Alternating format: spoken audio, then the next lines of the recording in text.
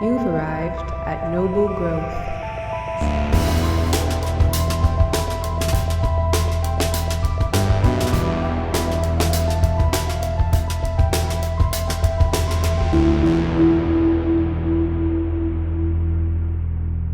What is the single most important formula for growth?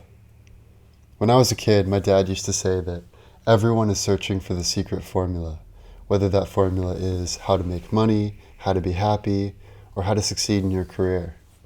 Today, I'm going to share the secret formula for growth. Here it is: build, measure, learn. That's it, that's the formula. And if you can remember this formula and repeat that formula in your marketing efforts week over week, you are virtually guaranteed success. It's a variation of the scientific method, and it's the best method we have for determining what works, what doesn't work, and what's worth testing in future experiments.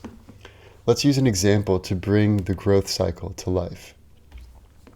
Imagine you're a designer, and you want to start your own t-shirt company. You love making illustrations of your favorite philosophers, Nietzsche, Camus, Confucius, Watts, Aristotle, and one day your friend suggests that you try turning it into a business. How do you get started?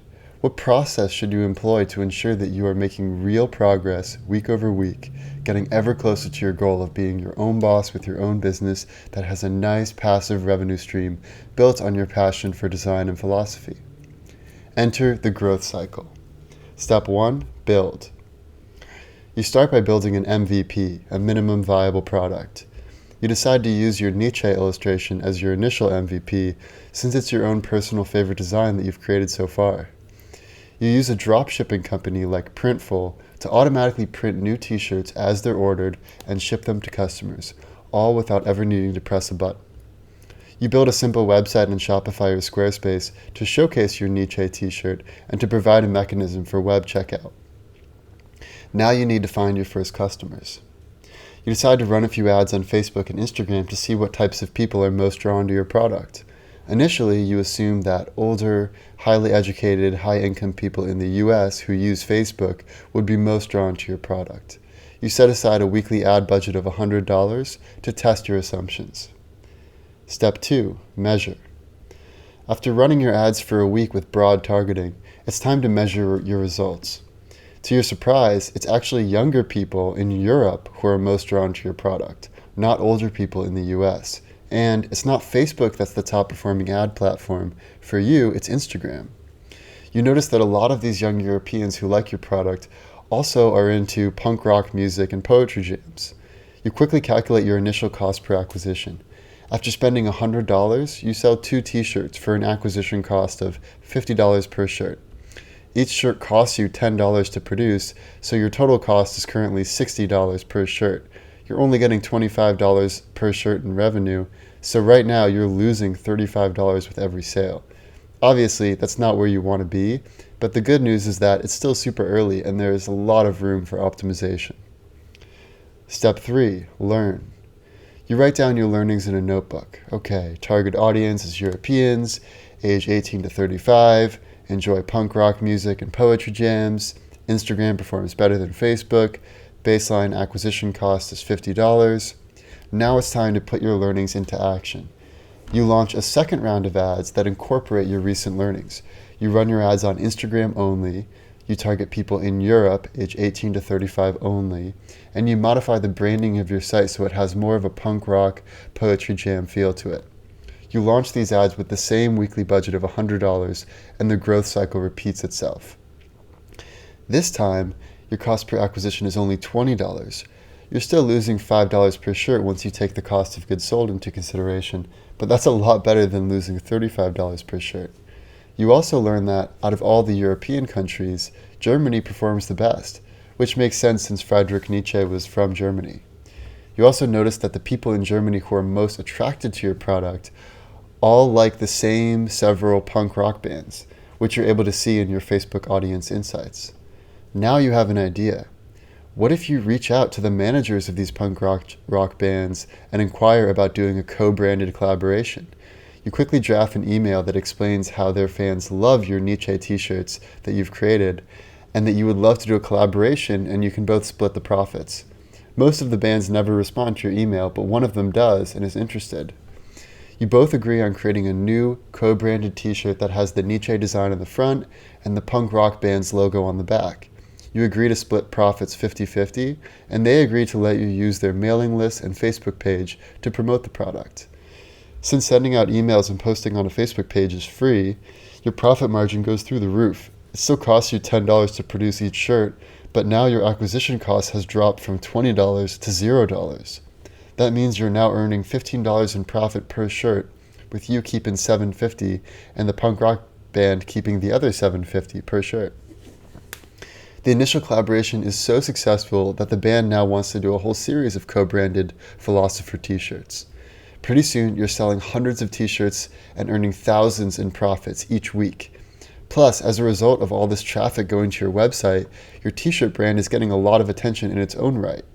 You start running ads using a lookalike audience of people who have visited your website, and now your ads are profitable on their own, even without the co-branded collaboration, because you've now made enough inroads with customers, and you now have enough data on what types of customers are most attracted to your product. Pretty soon, you've achieved your vision of having a nice, profitable side business doing what you love. Yet none of this would have been possible without implementing the growth cycle. You never would have known what type of audience, what type of platform, what type of marketing strategy would work for your business if you hadn't had a learning mindset from the outset. No one has all the answers. It's so important to stay humble and to remain an unbiased observer of your own marketing campaigns. Have curiosity, make your assumptions explicit, test and measure those assumptions methodically, and allow yourself to constantly be surprised. That's what the growth cycle will allow you to do. It allows you to have a beginner's mindset, which is the sign of a true pro. I'll leave you today with one of my favorite examples of a beginner's mindset, which you can ponder after this podcast. In the final concert that the Beatles ever performed, when they were on top of the world, on top of the music charts, and even, quote, bigger than Jesus, John Lennon ended their performance with this humble statement: "We hope we have passed the audition." John Lennon knew the power of having a beginner's mindset, and every marketer and every person can learn from this lesson. Stay hungry, stay humble, always be learning, always have a beginner's mindset. We can't wait to see what types of businesses you guys come up with using the growth cycle. Feel free to reach out to me, Mattimore, at noblegrowth.co anytime if you have questions about the growth cycle, or if you'd like us to help implement the growth cycle within your own business.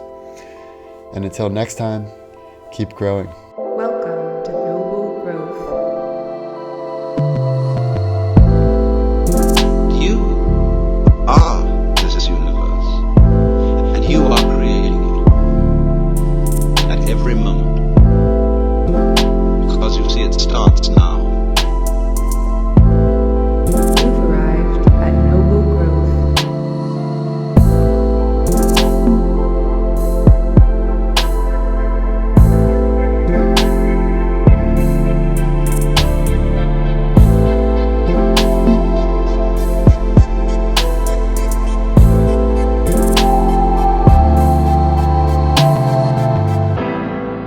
Tell the truth, but make the truth fascinating.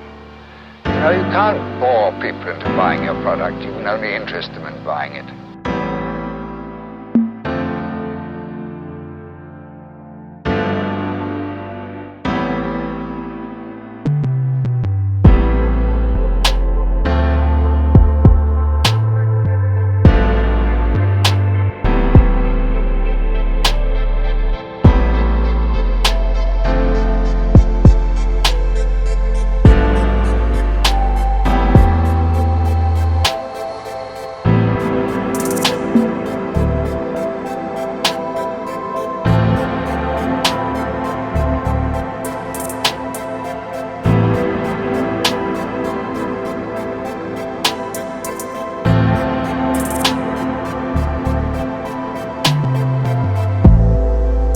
Marketing is about values. This is a very complicated world. It's a very noisy world. And we're not going to get a chance to get people to remember much about us. No company is. And so we have to be really clear on what we want them to know about us.